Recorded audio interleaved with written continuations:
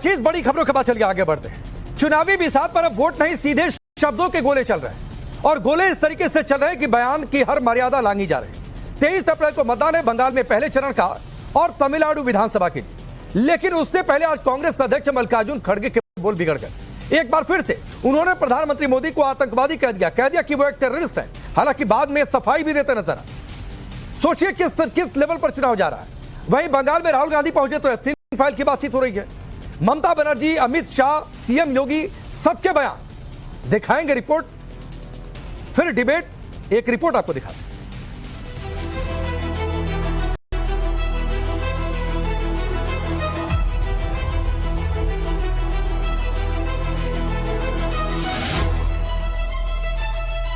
चार मई के बाद बीजेपी सरकार बनेगी और टीएमसी वालों को 15 साल का पल पल का हिसाब देना पड़ेगा। बंगाल जय करने का बाद हमारा टारगेट दिल्ली है। दिल्ली को हम छाड़ेगा नहीं। ममता के गुंडे भी कान खोलकर सुन ले, 4 तारीख के बाद उल्टा लटका कर सीधा करने का काम करेंगे। नरेंद्र मोदी के जो चरित्र है उसकी सच्चाई एप्स्टीन फाइल में बंद पड़ी हुई है। चंद मिनटों बाद ही पश्चिम बंगाल के पहले चरण और तमिलनाडु के चुनाव के प्रचार का शोर थम जाएगा, लेकिन उससे पहले ही चुनावी पारा इस कदर चढ़ चुका है कि कांग्रेस अध्यक्ष मल्लिकार्जुन खड़गे की जुबान बिगड़ गई।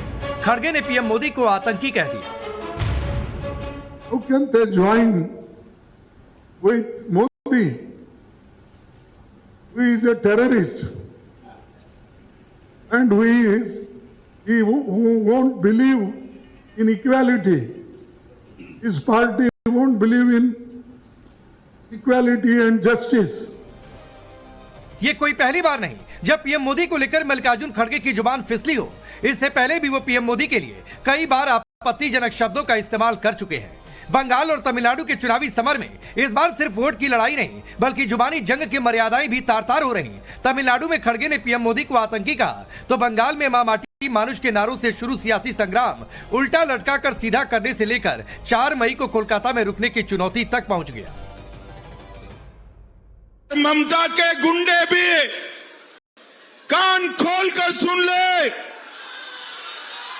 23 तारीख को मतदान में जरा भी खलल डाला, अपने घर के बाहर निकले तो 4 तारीख के बाद उल्टा लटका कर सीधा करने का काम करेंगे। অমিত শাহকে চ্যালেঞ্জ, উনি বলেছেন চুন চুনকে হিসাব হোগা। আমি বলি যদি বুকের পাটা থাকে 4 তারিখ বাংলায় থাকবেন, কলকাতায় দেখা হবে বেলা 12টার পরে।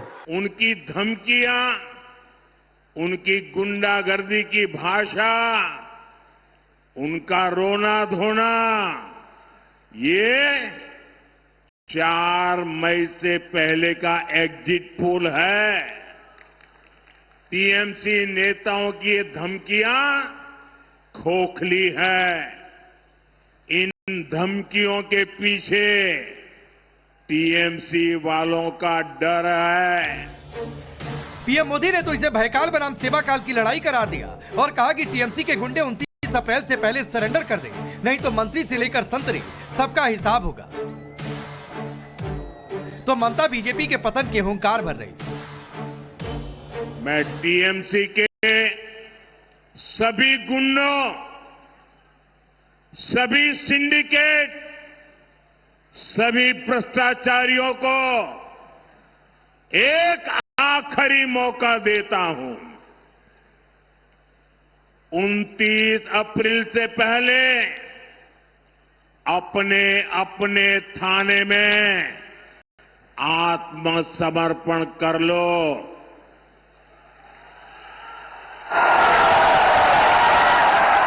यहां पर 23 तारीख के पहले कर लो, क्योंकि 4 मई के बाद कोई भी बच नहीं पाएगा।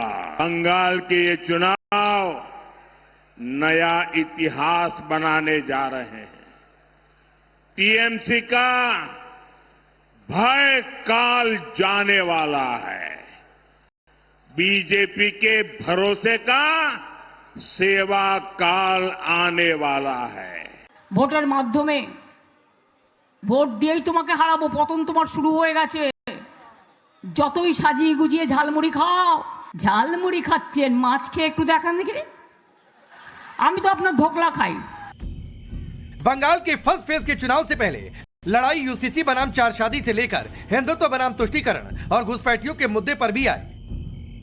आप 5 मई को भाजपा सरकार बना दो, हम यूसीसी लाएंगे, उन लोगों को 4 शादी करने नहीं देंगे। नहीं, राम के नाम पर ममता दीदी ने बैन कर दिया है। बंगाल में वो दुर्गा पूजा को प्रतिबंधित करती है। राम नाम लेने पर वह प्रतिबंध लगाती है, लेकिन सड़कों पर इफ्तार पार्टी करवाती है। बंगाल की धरती पर गौ माता को कटने नहीं देंगे और बंगाल की धरा पर हिंदुओं को बंटने नहीं देंगे। मां माटी और मानुष से शुरू हुई लड़ाई को राहुल एप्स्टीन तक लेकर आए और उनके बयानों में भी मर्यादा की सीमाएं टूटती दिखी। टीएमसी से न मां बची, न माटी, और मानुष तो त्राही त्राही कर रहा है। আবার দেখা হবে, फिर मिलेंगे। राय गुलशन तो फूल खिलेंगे और जो फूल खिलेंगे, और रहा तृणमूल तो फिर मिलेंगे। नरेंद्र मोदी के जो चरित्र है उसकी सच्चाई एप्स्टीन फाइल में बंद पड़ी हुई है। ये महिलाओं की ज्यादा बात करता है, मगर इसकी सच्चाई बिल्कुल दूसरी है। और इसकी सच्चाई एप्स्टीन फाइल में बंद जो 35 लाख फाइलें जो बंद पड़ी हैं, नरेंद्र मोदी की सच्चाई उन फाइलों में है। दीदी के इस बयान पर बीजेपी ने कहा कि दीदी को भी बंगाल से अपनी विदाई का एहसास हो गया, तो वहीं बंगाल पहुंचे राहुल ने चुनावी मंच से एप्स्टीन का जिक्र किया। अब सवाल है कि बंगाल के चुनावी रण में एप्स्टीन का क्या काम। सवाल तो ये भी कि मोहब्बत की दुकान का दावा करने वाली पार्टी के अध्यक्ष पीएम को आतंकी कहें, वो भी पहलगाम हमले की बरसी से एक दिन पहले, तो क्या ये नफरत नहीं? Bureau report, times now Bharat. तो चलिए आपका परिचय मैं आज के मेहमानों से करवाता हूं। डॉक्टर धनंजय गिरी, भारतीय जनता पार्टी के नेता और प्रवक्ता। रोहित सिंह कन्वेनर हैं युवा चेतना मंच के। चंद्रमोहन शर्मा जी कांग्रेस पार्टी के नेता।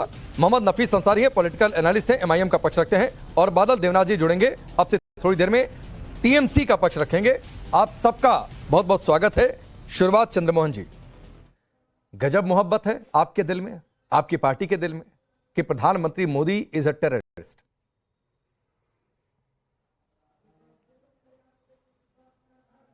देखिए, इस बात के बयान की सफाई तो राकेश जी मल्लिकार्जुन खड़गे जी ने दे दी और बहुत अच्छे ढंग से उस बात को समझाया जिसको आप लपक कर इलेक्शन के मोड़ पर भारतीय जनता पार्टी की आप जो पहला कार्य कर रहे हो वो लपक कर कह रहे हो, उसका इस्तेमाल करने की कोशिश कर रहे हो। आप लपक कर बोल दे तो गलत हो गया। खड़गे ने साफ कह दिया कि आप लपक कर बोल दें कि और उसके बाद एक मिनट चंद्रमोहन जी सर, मैं मुझे हमेशा तब दिक्कत होती है सर जब कोई नहीं मैं बता दे रहा हूं सर, मैं आप ही के पास हूं, एक्स्ट्रा टाइम आपको दे दूंगा, लेकिन मुझे हमेशा तब दिक्कत होती है जब आप जवाब के बजाय कंसंट्रेट करते हैं कि क्या सवाल के जवाब में सवाल किया जाए। तो सर आईना दिखाने से पहले आईना देखा करिए। चंद्रमोहन जी, आईना दिखाने से पहले आईना देखा करिए। लपक कर आप बोल दीजिए तो ठीक है, लपक कर सवाल पूछने तो गलत हो गया। ऐसे बयानी क्योंकि सफाई देना पड़े। आप अपनी बात रखिए, सिर्फ मैं कह रहा था ये बात। बोलिए। आपकी बात का सफाई दे रहा हूं राकेश। नहीं सर, सफाई मेरी बात का मत दीजिए, सफाई आप अपने पार्टी के अध्यक्ष की सफाई दीजिए, मेरी बात की सफाई मत दीजिए। मुझे एक बात कहनी थी, मैंने कह दिया, आप अपनी बात रखिए। मैं दे रहा हूं ना, जब मैं दे रहा हूं। चलो, पीएम मोदी लोगों के राजनीतिक पार्टियों को डरा रहे हैं। मैंने कभी नहीं कहा कि वो आतंकवादी है। मैं साफ कहना चाहता हूं कि मैं हमेशा ये मोदी जी की धमकी को नहीं दिया। और उन्होंने क्या कहा?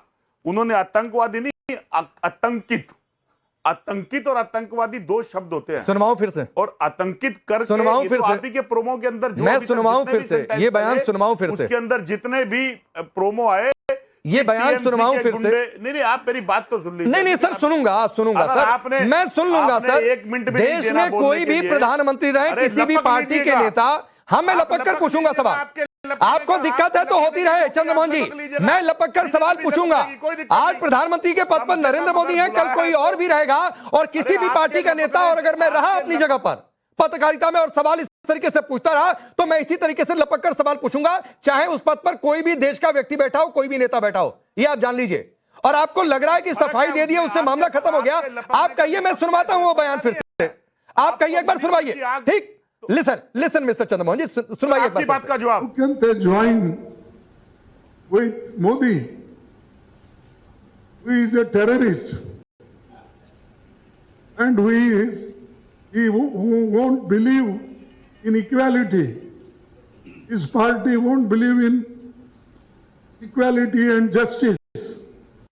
ठीक है, अब सुनिए, ही इज अ टेररिस्ट, बाद में उन्होंने सफाई दी है, तो इसका हिंदी क्या होगा? क्या अलग से मैं किसी अनुवादक को बुला कर ले आऊं?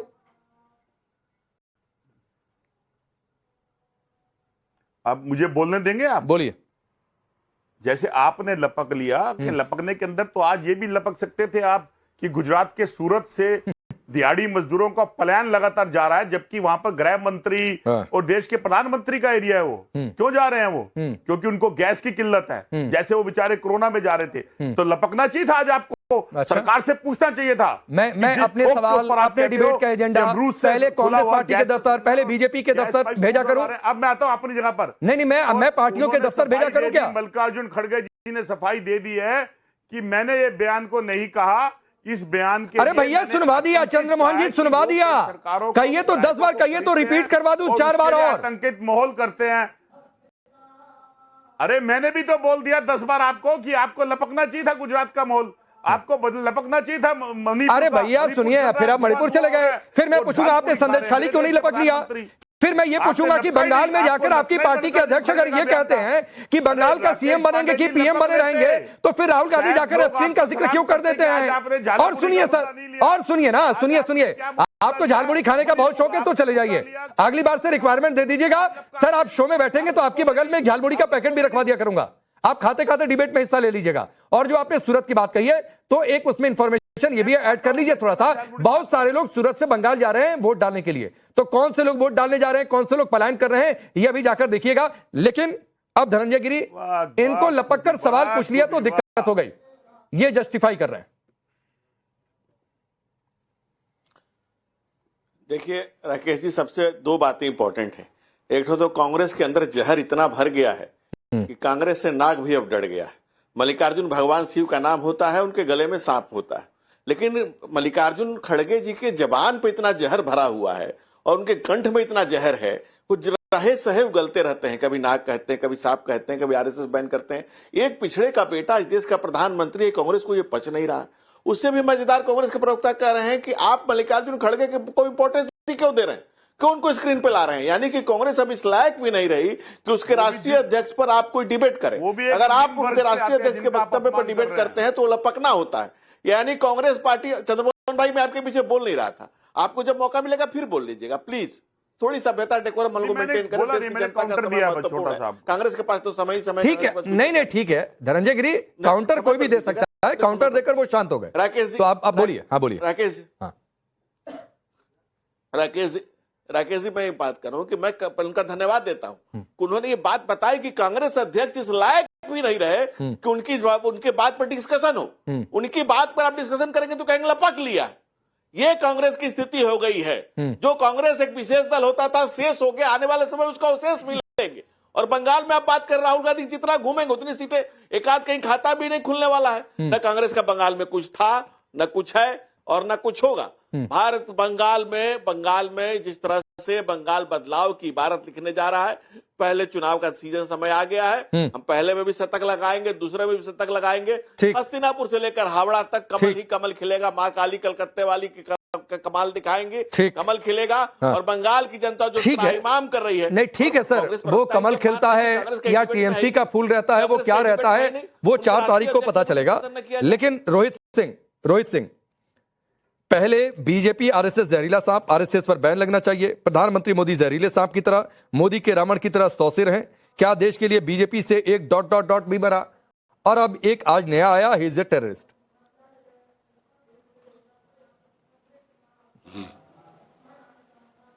देखिए, जिस प्रकार की ओछी भाषा का प्रयोग लगातार इंडी गठबंधन के सम्मानित वरिष्ठ मूर्छित मूर्छा खाए हुए तमाम राजनेताओं के साथ एक स्वर में किया जा रहा है, उसको जनता रिजेक्ट करने जा रही है। 4 मई तालिबानी मुसलमान कॉन्फ्रेंस की अध्यक्षा सुश्री ममता बानो गई। जिस प्रकार से टीएमसी, वही लैंग्वेज है तो सर के ऊपर पेशाब कर देते हैं हम। अरे चुप रहिए, संघी कार्यकर्ता की चिंता आप मत कीजिए। इस देश का एक आम नौजवान बोल रहा है, सूत पुत्र बोल रहा है। अभिषेक बनर्जी टीएमसी की नेता ममता बानो का दुलड़ुआ ठीक है, एक चीज मैं बोल दूं, सभी रोहित भाई और चंद्रमोहन जी सभी अपने शब्दों की मर्यादा रखें। मैं फिर कह रहा हूं, ये चौक चौराहे की डिबेट नहीं है, तो सर नेशनल चैनल पर बैठते हैं, डेकोरम है, आप लोग अपनी बात रखिए, बारी बारी से बोलिए। रोहित अपनी बात पूरी करिए। झा जी, आप विद्यापति जी की नगरी से आते हैं, मैं भी बिहार का रहने वाला हूं। माता सीता मेरी फुआ है, मैं उनका अरे मैं बलिया की धरती से आता हूं, आप कंफ्यूज कर रहे हैं रोहित भाई, आप किसी और को लेकर कंफ्यूज हो रहे हैं। तो मैं बलिया की धरती से आता हूं, अरे गाजीपुर, जिसे मुंशी प्रेमचंद और जिसे बागी बलिया भी कई सारे लोग बोलते हैं, तो छोड़ दीजिए, खैर उधर मेरे पर डिबेट नहीं, अपनी बात रखिए। सुनिए ना पांडे जी, हमारे लाइन में कुछ गड़बड़ी थी, सुनिए, अब बात पकड़ लिए हम, सुनिए ना। हम जहां बैठे हैं ना, यहाँ टीवी काम कर रहा है ना, लाइन क्लियर आ रहा है, सुनिए। राकेश पांडे जी, पूर्वांचल की धरती में मंगल पांडे की भी खुशबू है और भगवान विश्वनाथ की भी खुशबू है। मुद्दे पर आते हैं हम लोग। जिस प्रकार की भाषा का प्रयोग अभिषेक बनर्जी ने बंगाल में किया, क्या वो भाषा कहीं से एक्सक्यूज करने लायक है क्या?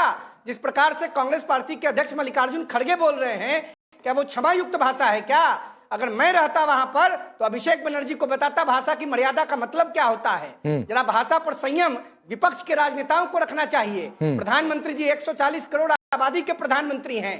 प्रधानमंत्री अगर रोहित के प्रधानमंत्री हैं, राकेश पांडे के प्रधानमंत्री हैं, तो मल्लिकार्जुन खड़गे जी के और अभिषेक बनर्जी के भी प्रधानमंत्री हैं। अभिषेक बनर्जी सामंतवादी मानसिकता के परिचायक हैं। अभिषेक बनर्जी परिवारवादी राजनीति के दोतक हैं। अभिषेक बनर्जी अपनी औकात और अपनी सीमा में रहकर बात करें, अपनी सीमा से बढ़ने का प्रयास न करें। ठीक है, बंगाल की सीमा शब्द भी ठीक है, लेकिन ये औकात मत, ये सारे शब्द थोड़े नहीं ठीक होते हैं। फिर वही बात है, ये सारे शब्द ठीक थोड़े नहीं होते हैं। एक मिनट, नफीस भाई आता हूं, चूंकि मल्लिकार्जुन खड़गे पर बात चल रही थी, आप 2 लोग अभी बचे हैं। एक रिप्लाई यहाँ पर चंद्रमोहन जी का भी, उन्होंने इशारा भी किया।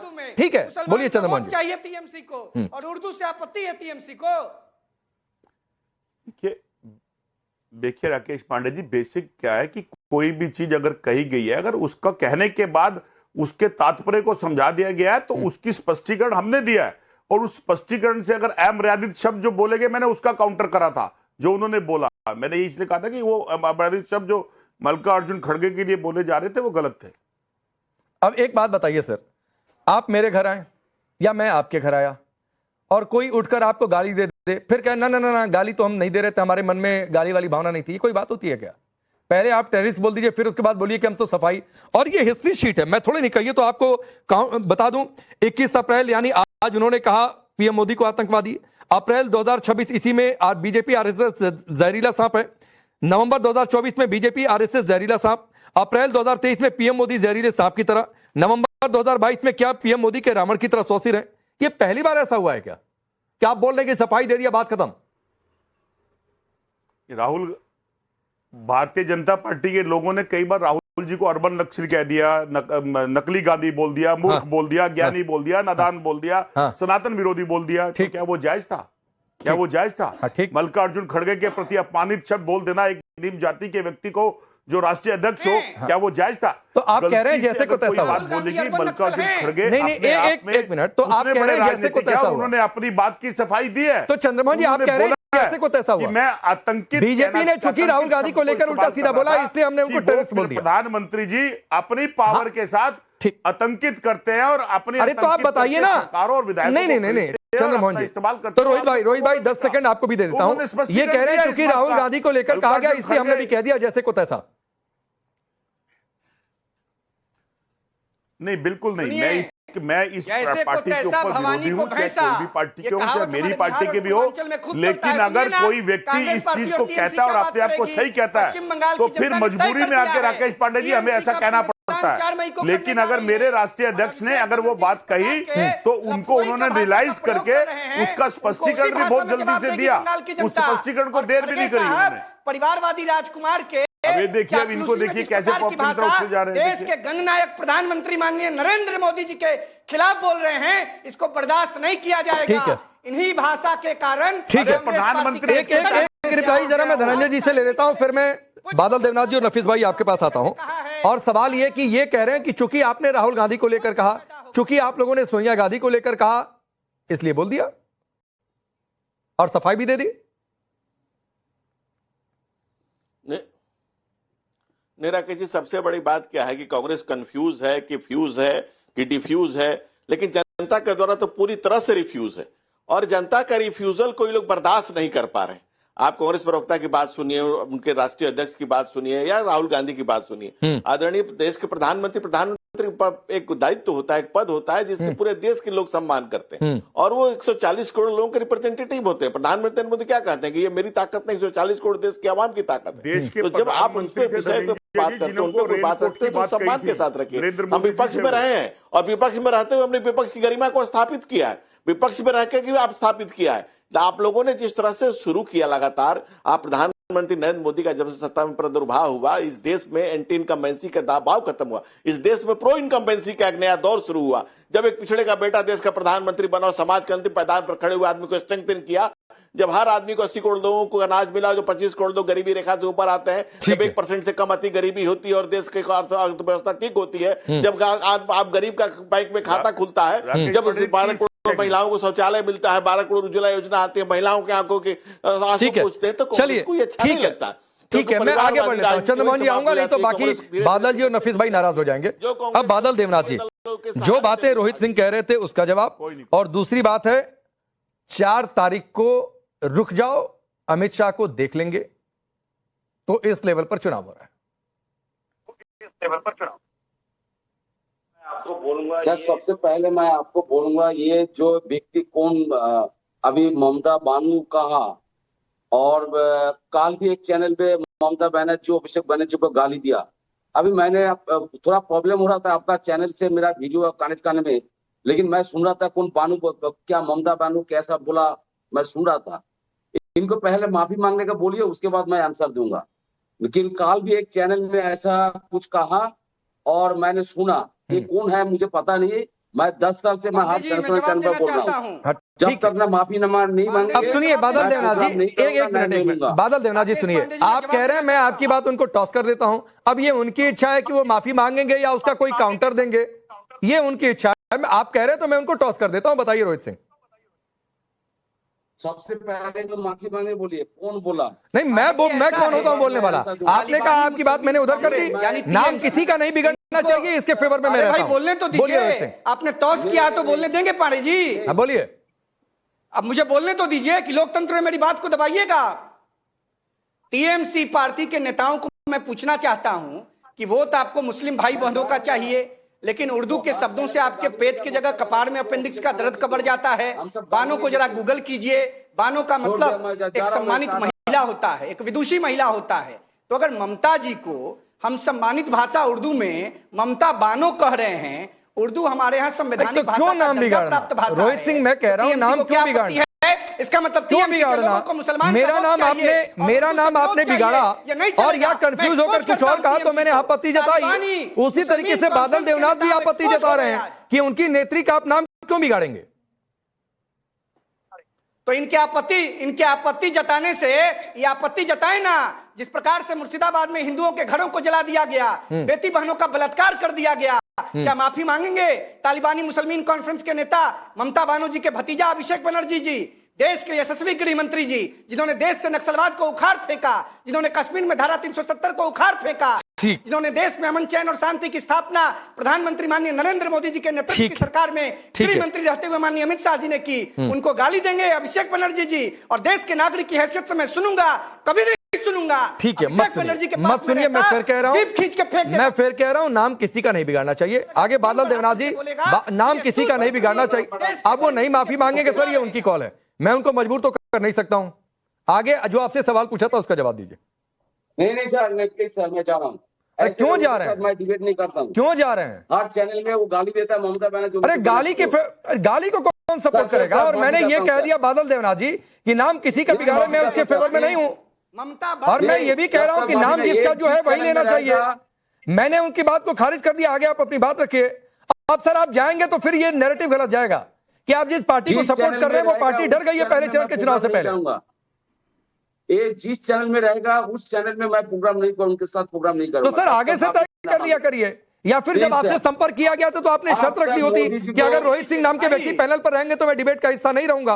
अरे भाई, तालिबानी मुसलमान कॉन्फ्रेंस की नेता है रोहित सिंह, प्लीज रोहित सिंह प्लीज। अच्छा ऐसा करिए, मेरे साथ बादल देवनाथ जी और धनंजय गिरी को रखिए, रोहित सिंह को भी स्क्रीन से हटाइए। रोहित सिंह आपके साथ स्क्रीन पर नहीं है, बादल देवनाथ जी अब अपनी बात रखिए। सर ऐसा नहीं होता सर। अरे मैंने उनको स्क्रीन से हटाया भाई, अब ये ऐसे नहीं चैनल चलेगा।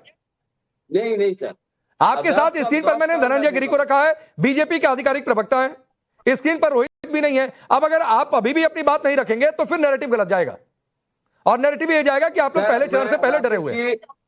राकेश जी आपके साथ मैंने बहुत प्रोग्राम किया, आज नहीं, अब 10 साल में प्रोग्राम करना पड़ा हर नेशनल चैनल पर। सही बात है, ये आजकल सब आ रहा है। आप बता दीजिए, एक दिन अमित शाह मोदी जी कोई भाजपा के कार्यकर्ता को हम सब कोई गाली देते हैं, एक खराब शब्द कहते हैं, लेकिन यहाँ पर एसआईआर को लेके एक जिस भाषा में बोल रहा है, आज बंगाल में एसआईआर को लेके 100 के ऊपर लोग मर गए, कितना बीएलओ बंगाल में मर गए, और सारे देश में कितना समस्या है।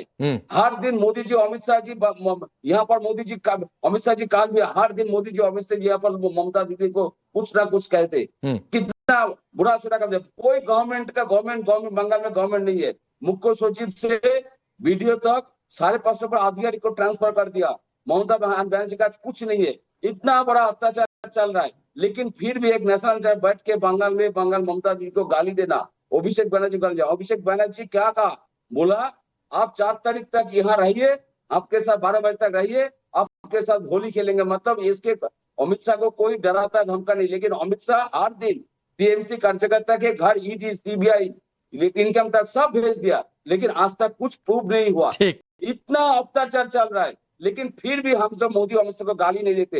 एक चीज भाषण में कह रहा है, मैं प्रतिज्ञा करता हूँ सर, वादा करता हूँ, ये जिस चैनल में रहेगा उस चैनल में नहीं। ठीक है, मैंने आपकी इस इच्छा, बादल जी सुनिए, अरे सुनिए, मैंने आपकी इच्छा का सम्मान किया। मैंने रोहित सिंह को आपके साथ स्क्रीन पर नहीं रख रहा हूं सर, जो मैं बेस्ट कर सकता हूं वो कर रहा हूं। अभी हटाइए, बस धनंजय गिरी और बादल देवनाथ जी को रखिए। आप धनंजय गिरी इनकी बात का जवाब दीजिए, आप रोहित सिंह से मत बात करिए भाई, मैं आपकी इस इच्छा का सम्मान कर रहा हूं जो मैं कर सकता हूं। अब आप जा रहे हैं तो एक अलग बात है, ये आपकी कॉल है। फिर ये कॉल ये है कि आप डरे हुए हैं, फिर ये बात है कि हम एक तरफा अपनी बात रखेंगे, तो ऐसे नहीं होता है। ये आपकी कॉल हो सकती है डिबेट छोड़ने की, तो छोड़िए सर। फिर धनंजय गिरी,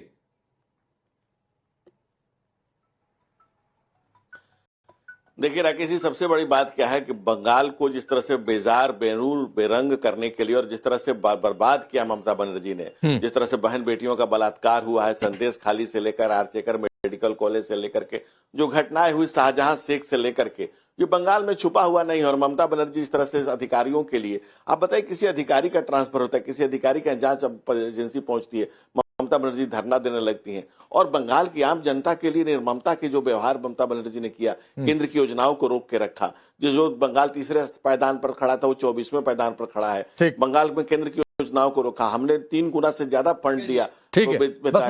ममता बनर्जी ने जिस निर्ममता का परिचय दिया है और जिस तरह से अपराधियों का महिमा मंडन किया गया है बंगाल में, और बंगाल को उन लोगों के हवाले कर दिया। हाँ। आर्जिकर मेडिकल कॉलेज के लोग हो, चाहे शाहजहां शेख के लोग हो, या जो घुसपैठिए हो, बंगाल की आम जनमानस करा रहा है, बदलाव के लिए गुहार लगा रहा है, वो रो रहा है कि भाई बकस दीजिए ममता दीदी, बहुत हो गया ममता दीदी, आपकी निर्ममता। लेकिन इन सबके बीच में त्राहिमाम कर रहा है। इन सबके बीच में एक फैक्ट है जी, इन सबके बीच में एक फैक्ट है, और फैक्ट ये है नफीस भाई कि आप लोगों ने बड़ी उम्मीदों से दोस्ती की थी बाबरी वाले हुमायूं से, दोस्ती तो टूट गई। आगे क्या आप लोगों का दाव है? पहले तो था कि शायद आप फायदा किसी का नुकसान करा जाए। सर देखिए, पहली बात तो यह है कि ममता बनर्जी को बानो कहने से टीएमसी नेता जो भड़क रहे हैं, उससे तो वो बंगाल के मुसलमान से जवाब पूछेंगे भाई ये बानो गाली कब से हुई है, क्योंकि ममता बनर्जी एक कट्टर ब्राह्मण हिंदुत्व नेता है, और जो लोग उनका नाम बानो बानो लगा रहे हैं उनको लगता है ये लगाना सही है। तो कल कोई अगर मोदी जी को मोदी पठान या मोदी जी के अमित शाह को अमित अंसारी बोलेगा तो ये बात किसी को अच्छा नहीं लगेगा। दूसरी बात, बीजेपी नेता बंगाल में जिस तरीके से बयानबाजी कर रहे हैं उससे टीएमसी को बहुत ज्यादा फायदा हो रहा है। हमारा मुद्दा बंगाल में क्या था कि बंगाल का जो ड्रॉप आउट रेट है वो 6% से बढ़कर 23% हो चुका है। पूरे पश्चिम बंगाल में 7,000 प्राइमरी स्कूल बंद हो चुके हैं। पूरे पश्चिम बंगाल में 3,98,000 टीचरों की कमी है।